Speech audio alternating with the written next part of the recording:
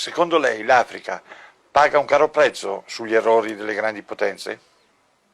We end up with injustice, we end up with corruption, we end up with poverty, we end up with the worst possible things, we end up with the image. I don't have to tell you the image that you have in Africa. I don't have to tell you. Listen, when I was in office as an Air Force pilot, I went to school and trained in the cities. When I became an Air Force pilot, I had the opportunity to travel around the country. That's when I saw there is a big difference between those of us living in the cities and the mass people who feed us living in the rural areas. My brother, you listen to me carefully.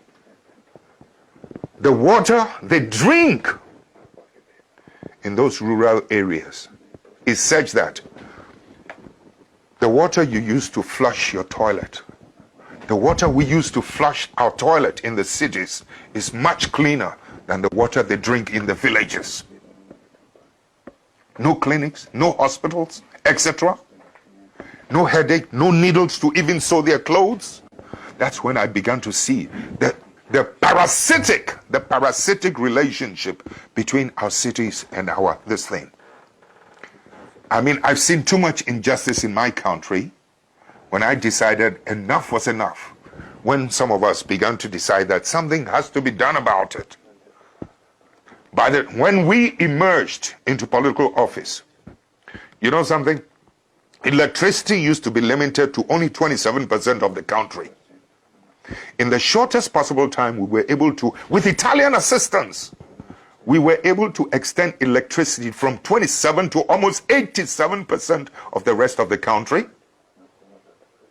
We were able to extend roads. The infrastructure was improved every part of the country. I mean, it was beautiful. I mean, the energy now goes to every part of the village. Children can now go to school and can learn at night, so that my children living in the city will not have an advantage over that child in the village. My child has no superior, was not born with anything superior than that child in the village. But so long as that child in the village is denied and deprived of electricity to learn at night and good water, etc., my child in the city will always have the advantage over the ones in the rural areas. I've been to school where rural students were doing better with the passage of time than those of us in the cities. Please, I know the potential of humanity.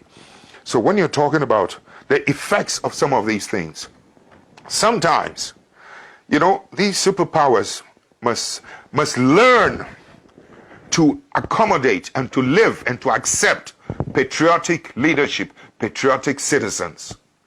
Too often, they're happier with people who are not patriots.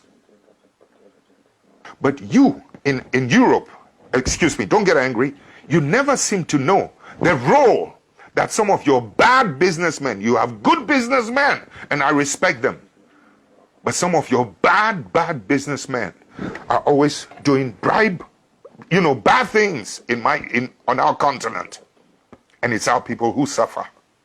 This kind of thing must stop. Your governments must begin to wake up to help us, to help to police and to maintain the integrity of economic policies and economic practices in my country. Your country must help us to protect the judiciary in my country. Your country must help us to